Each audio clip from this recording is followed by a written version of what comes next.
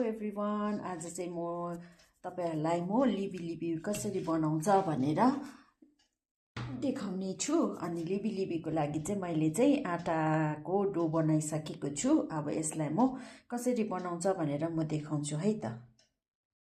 अब फर्स्टमा चाहिँ म चाहिँ यो आटालाई चाहिँ सानो यत्रो चुट्टाएर यहाँ राख्ने छु।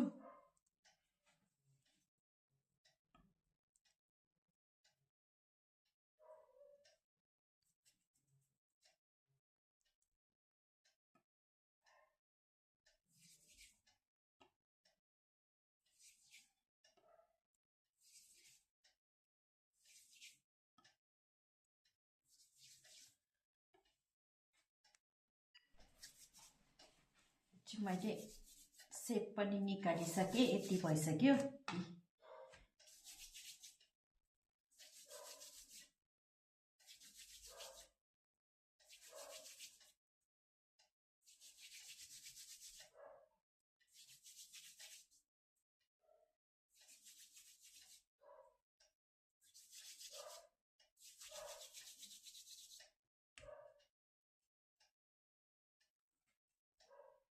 अब मेरो लिबी लिबीको प्रोसेस पनि भइसक्यो, कटिङ पनि भइसक्यो। यति मात्रै बनाउने। अब चाहिँ भेजिटेबल के हाल्ने हो हेर्नुस् होला।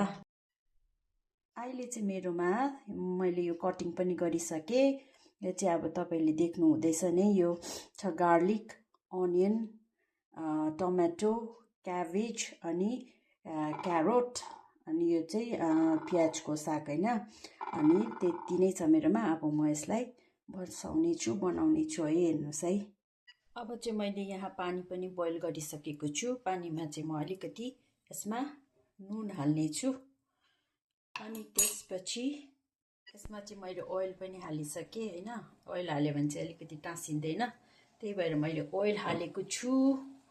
अब यसलाई बोइल हुँदैछ। अब यसलाई बिस्तारै यहाँ बोइल गर्नु पर्यो नि त हैन। आटाको हो, अलिकति काँचो काँचो काँचो त मिठो हुँदैन, त्यही भएर बोइल गर्नु पर्यो। अब यसलाई मजाले बोइल गरेर उमाल्ने, अलि हाफ बोइल जति गरिदिने।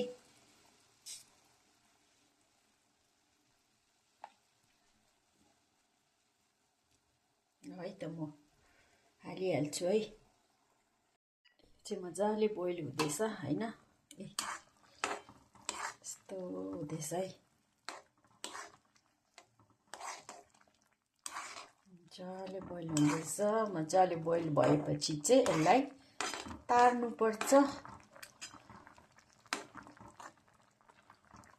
है त एकछिन म बोइल हुन दिन्छु है त। अब चाहिँ मैले यसलाई तारी पनि सकेको छु। मजाले पाकिसकेछ। हेर्नुस् न मजाले। अब चाहिँ म यहाँनिर पकाउने छु पानी।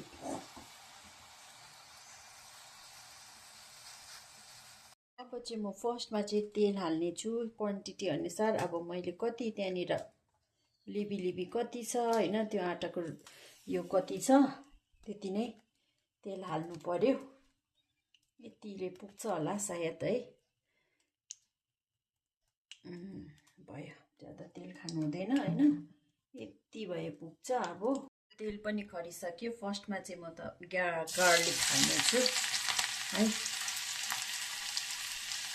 गार्लिक हालिसकेपछि प्याज पनि हाल्दिहाल्नु पर्यो।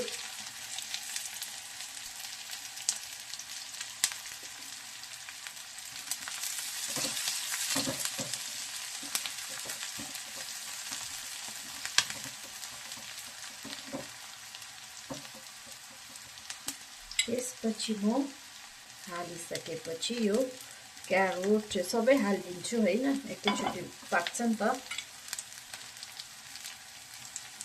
टमाटर चाहिँ एकछिनमा हाल्नुपर्छ, नभए त टमाटर त एकैछिनमा भइहाल्छ नि त हैन। लट्टै भइहाल्छ टमाटर चाहिँ। टमाटर चाहिँ म एकछिनमा हाल्छु। यसलाई एकछिन मजाले पाक्ने दिउँ न है।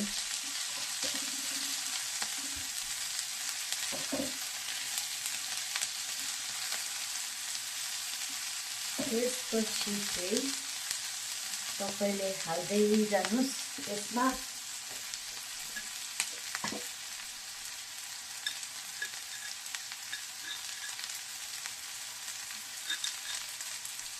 स्वाद अनुसारको नुन।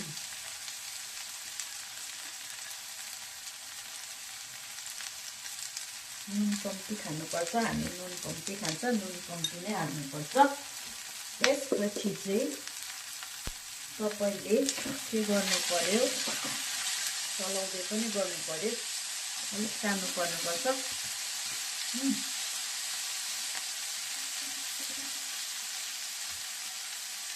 अब यो हुँदैछ। अब यसलाई चाहिँ म टमाटर पनि हालिदिइहालौँ। अब चाहिँ है त टमाटर हालेर एकछिन चलाइदिउँ।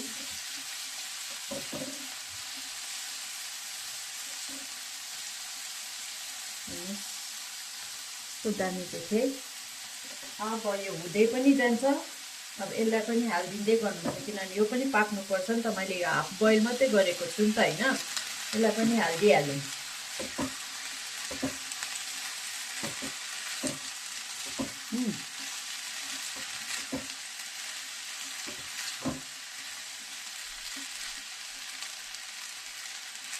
यसलाई अब म 5 मिनट जति यतिकै राखिदिनेछु, मजाले फ्राई होस् होइन। अब चाहिँ यसमा अलिकति म सस हाल्नेछु, सोया सस, कलरको लागि।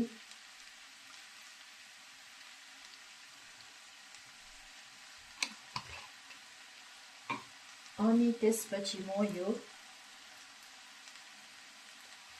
हट सस हाल्छु।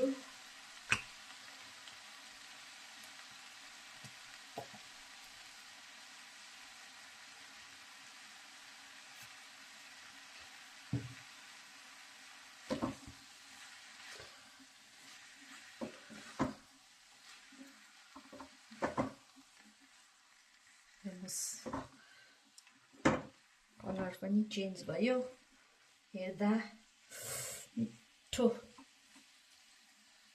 अब विन्टरतिर चाहिँ यस्तै यस्तै खानुपर्छ होइन। वाउ, कस्तो दामी देखियो है। अब एकछिन हुनु दिनुपर्छ त्यसलाई।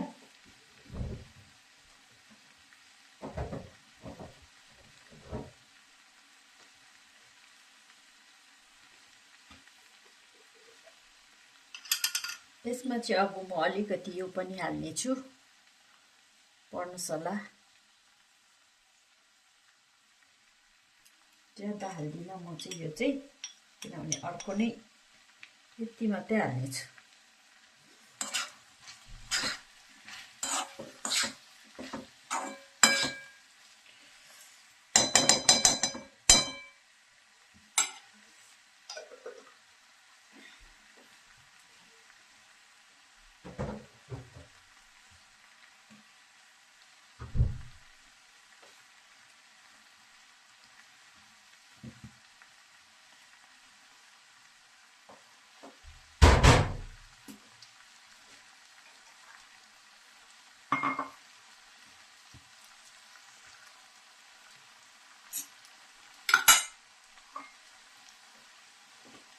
अब चाहिँ म के गर्दैछु भने बैगुन भाजा बनाएको।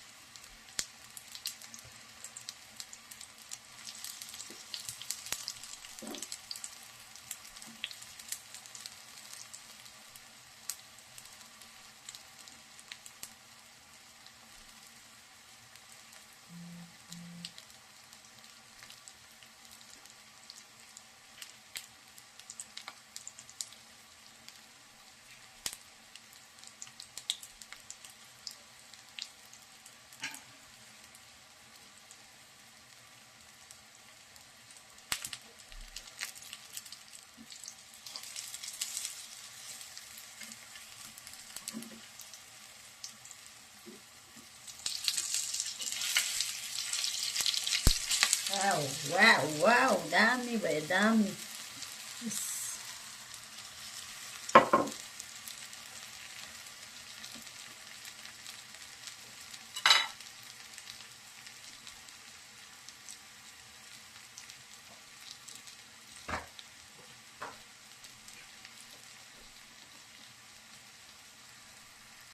ल है अब चाहिँ खानालाई रेडी हेर्नुहोस् त कस्तो दामी देखिरहेछ मेरो लिबी लिबी यो चाहिँ बैगुन भाजा ल अब चाहिँ मजाले इन्जोय गर्ने म चाहिँ अब मजाले बसेर खाने है त तपाईँहरूले पनि घरमा लिबी लिबी बनाउनु छ भने यसरी नै बनाउनुहोस् मिठो हुन्छ है त वाउ सो डिलिसियस यम्मी विन्टरमा चाहिँ यस्तो यस्तो खाएर चाहिँ बस्यो भने चाहिँ मजा आउँछ नि त होइन तातो तातो खाएर ल है त अब म इन्जोय गर्छु है त म खाएको चाहिँ देखाउँदिनँ तपाईँहरूलाई म चाहिँ मजाले खाँदै अब टेस्टी टेस्टी मिठो मिठो खाना खाँदै अब म यति नै आजलाई यति नै सबैजनाले लाइक कमेन्ट सेयर सब्सक्राइब गरिदिनुहोस् तपाईँहरूलाई पनि मन पर्यो भने चाहिँ यसरी नै बनाएर खानुहोस् है त ल bye take care love you all good night